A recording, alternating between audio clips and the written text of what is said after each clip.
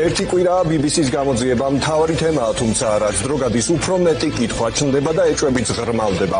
პროტესტის მონაწილე საზოგადოებას აინტერესებს, რა ქიმიურმა ნივთიერებამ გამოიწვია მათი ჯანმრთელობის გაუარესება. მიუხედავად ამისა, ოცნების სპიკერები ვერ ხედავენ საერთაშორისო გამოძიების აუცილებლობას და ამბობენ, რომ სრულად ენდობიან სუსის გასკვნას, მერერა რომ მამუკა მდინარაძის უწყებას არც ერთი ოფიციალური დოკუმენტი არ გაუსაჯაროებია. საზოგადოებას უჩნდება კითხვა, რატომ უნდა ვენდოთ მათ მხოლოდ სიტყვაზე. ეგრეთ წოდებული საპარლამენტო კომისიის შექმნას ითხოვს გახარიას გუნდი, თუმცა ამ მოთხოვნაზეც უარია. ნინი ბალანჩივაძე მოგვიყვება, რა შეფასებები კეთდება ამ დროისთვის ივანიშვილის პარლამენტში. დავიწყებ იმით, რომ საერთაშორისო დაავასთან დაკავშირებით შეიძლება ითქვას, რომ დღეს ქართული ოცნება უკან იხევს, არადა ჩვენ გვახსოვს BBC-ს სკანდალური გამოძიების და ფილმის გამოქვეყნების შემდგომ საგანგებო ბრიფინგი ირაკლი კირცხალიასი, რომელმაც ოცნების სახელით გააკეთა განცხადება, რომ საერთაშორისო მართლმსაჯულება უნდა დაინტერესდეს ამ საქმით, როგორც თავად უწოდებენ დეზინფორმაციას. ამის შემდგომ კი უკვე ირაკლი კობახიძემ ოცნების პრემიერმა შედარებით უკან დაიხია, გააკეთა მხოლოდ განცხადება, რომ ბრიტანულ კომუნიკაციების მარეგულირებელ კომისიაში შევიდოდა საჩივარი, თუმცა დღეს ჩვენ გვაინტერესებს, შევიდა თუ არა უკვე ეს საჩივარი და რას აპირებს ქართული ოცნება, როდესაც საქმე ეხება საერთაშორისო დავას. ოცნების დეპუტატებს კი ამ ყველაფერთან დაკავშირებით ინფორმაცია არ აქვთ. ყოველ შემთხვევაში ჩვენ ასე გვეუბნებიან და გვეუბნებიან იმას, რომ საჭიროების შემთხვევაში ყველა მექანიზმს მიმართავენ, თუმცა ეს მათი ლოგიკით მათ უკვე აქამდე უნდა გაეკეთებინათ, როგორც ჩანს ქართული ოცნება ეძებს და ვერ პოულობს შესაბამის მტკიცებულებებს, რომლითაც ისინი უკვე გააგრძელებენ საერთაშორისო დავას. რაც შეეხება სხვა განცხადებებს, კითხვები არის ცხადია დოკუმენტის გასაჯაროვებასთან დაკავშირებით, საერთაშორისო გამოძიებასთან დაკავშირებით და დღეს აქაც ოცნების დეპუტაცია ბიძინა ივანიშვილის გუნდის წევრები სუსში გვამისამართებენ, რომ თითქოს სახელმწიფო უსაფრთხოების სამსახურის ბრიფინგიდან უნდა გაგვეგო ის, რომ მათ მოგვაწოდეს უკვე დეტალური ინფორმაცია, მოგვაწოდეს შესაბამისი დოკუმენტაცია და კითხვები ამ საქმესთან დაკავშირებით აღარ არსებობს, მაგრამ კითხვა არის ბევრი, ვინაიდან სახელმწიფო უსაფრთხოების სამსახური არ საუბრობს სხვა დღეებთან დაკავშირებით, იქ საუბარია მხოლოდ 4 დეკემბერზე გამოყენებულ 5 დეკემბრის აქციის მიმდინარეობისას გამოყენებულ ნივთიერებაზე, თუმცა სხვა დროს რა ნივთიერებები იყო გამოყენებული, რატომ არ საჯაროვდება ეს დოკუმენტაცია, რომელიც კითხვებს ბოლომდე დაუსვამს წერტილს ამ თემაზე. დღეს ოცნებაში პასუხობენ, რომ ეს თემა არის საბოლოოდ ამოწურული და შეიძლება ითქვას, რომ შეთქმულებების თეორიები უფრო გააღრმავეს ქართული ოცნების წევრებმა, ჰიბრიდულ ომს უკავშირებენ BBC-ს საგამოძიებო სტატიას, საგამოძიებო ფილმს და ამბობენ იმას, რომ ოცნების ხელისუფლებას ახლა ყველა ერთად საერთაშორისო საზოგადოება ებრძვის. უნდა გასაჯაროვდეს თუ არა დოკუმენტი, სადაც იქნება საუბარი, რა ნივთიერება იყო გამოყენებული აქციის მონაწილეების წინააღმდეგ.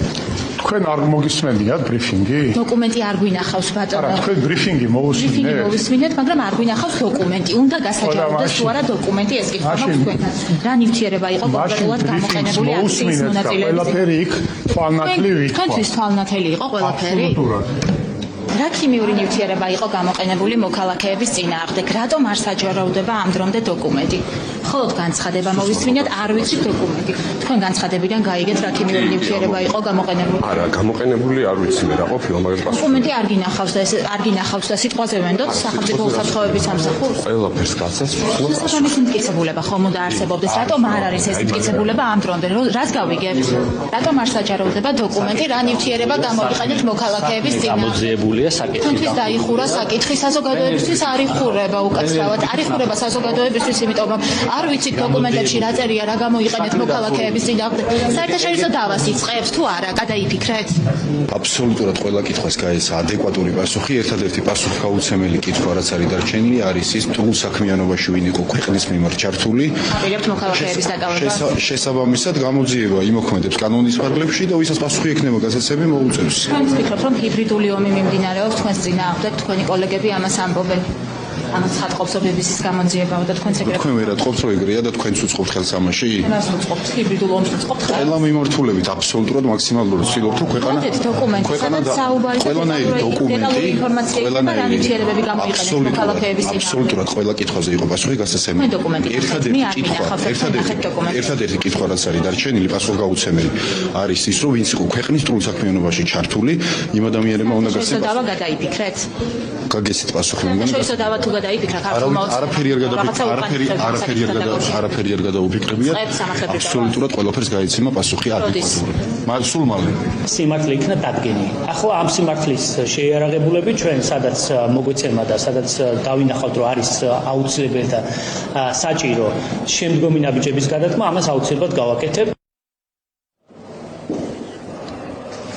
მნიშვნელოვანი არის საერთაშორისო გამოძიება ამ საკითხთან დაკავშირებით, რადგან არსებობს ძალიან ბევრი კითხვის ნიშანი ოცნების ხელისუფლების ნაბიჯებთან მიმართებით და იმ ქიმიურ ნივთიერებასთან დაკავშირებით, რომელიც შინაგან საქმეთა სამინისტრომ გამოიყენა მშვიდობიანი დემონსტრანტების წინააღმდეგ. ეს არის ის განცხადებები, რომელიც კეთდება ოპოზიციურ პარტიებში. ისინი დაუყოვნებლივ მოითხოვენ, რომ გასაჯაროვდეს დოკუმენტი, სადაც საუბარი იქნება იმაზე და დეტალურად იქნება ინფორმაცია თუ რა ნივთიერებები იქნა გამოყენებული აქციების მიმდინარეობის დროს. ეს ეხება არა მხოლოდ 4 დეკემბერს, არამედ 28 ნოემბრის შემდეგ თითოეულ დღეს, როდესაც არბევდნენ და სასტიკად უსწორდებოდნენ საქართველოს მოქალაქეებს და გარდა ამისა, გიორგი გახარიას გუნდს აქვს ინიციატივა დღეს ბიუროს ხდომაზე დაინიცირდება მათი ეს ინიციატივა, რომ შეიქმნას დროებითი საგამოძიებო კომისია, რომლის ფარგლებშიც იქნება საუბარი სწორედ BBC-ს ამ სკანდალურ გამოძიებასთან დაკავშირებით, თუმცა ქართული ოცნება სავარაუდოდ ამ ყველაფერს არ დათანხმდება. რომ მოხდეს საგამოძიებო კომისიის როგორც ერთ-ერთი და ერთადერთი ინსტრუმენტის შექმნა. ისინი ამბობენ, რომ მართლები არიან, ამ მიმართულებით არავითარი დანაშაული არ იკვეთება, რომ არ ქონდა ადგილი განსაცნააღმდეგო მოქმედებებს. თუ ისინი მართლები არიან, მოუწოდებთ კიდევ ერთხელ გადადგანეს ნაბიჯი, დაუჭიროთ საგამოძიებო კომისიას მხარი და საზოგადოებამ, რომელსაც აწუხებს ეს კონკრეტული კითხვები, ღია ეთერში პირდაპირ მოისმინოს ამ მიმართულებით საგამოძიებო მოქმედებების შედეგები და კითხვებზე პასუხები მიიღოს.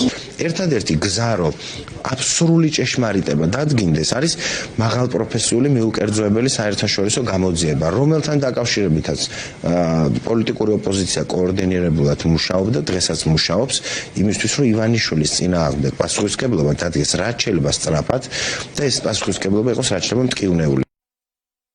სუსის ბრიფინგმა საზოგადოებაში არსებულ კითხვებს არათუ უპასუხა, არამედ დამატებითი კითხვები გააჩინა, ამიტომ მთავარი მოთხოვნა, რომ თუ ასეთი მართლები არიან, მათ შეუძლიათ გაგვაჩუმონ მთელი მსოფლიოს თვალწინ, მოიწვიონ მიუკერძოებელი საერთაშორისო გამოძიება და გასცენ ყველა შეკითხვას პასუხი. ასევე დადონ დოკუმენტაცია, რა ნივთიერებები იქნა გამოყენებული ქართველი ხალხის წინააღმდეგ 28 ნოემბრიდან ბოლომდე და არა მხოლოდ 4 დეკემბერს, როგორც ეს ბრიფინგზე განაცხადეს. მოკეთ თქვენ მოისმინეთ რა არის ოცნების ხელისუფლების პოზიცია. ისინი ამბობენ, რომ გამოძიება საკითხთან დაკავშირებით დაამთავრდა, კითხვები ამ საკითხთან მიმართებით არ არსებობს, მიუხედავად იმისა, რომ სახელმწიფო უსაფრთხოების სამსახურში გამართული ბრიფინგის შემდგომ უფრო მეტი კითხვა არის, სად არის ის დოკუმენტი, სადაც დეტალურად იქნება აღწერილი თუ რა ნივთიერებები გამოიყენეს საქართველოს მოქალაქეების წინააღმდეგ. დღეს კი ქართული ოცნება მორიგ დაკავებების სერიას აანონსებს, ამბობენ იმას, რომ ერთი მიმართულებით, რომელიც გულისხმობდა სამსახურებრივი უფლებამოსილების გადამეტებას, ამ მიმართულებით გამოძიება დასრულდა, თუმცა უცხოეთის ორგანიზაციისთვის დახმარებასთან დაკავშირებით ოცნება დაკავებების მორიგ სერიას აანონსებს.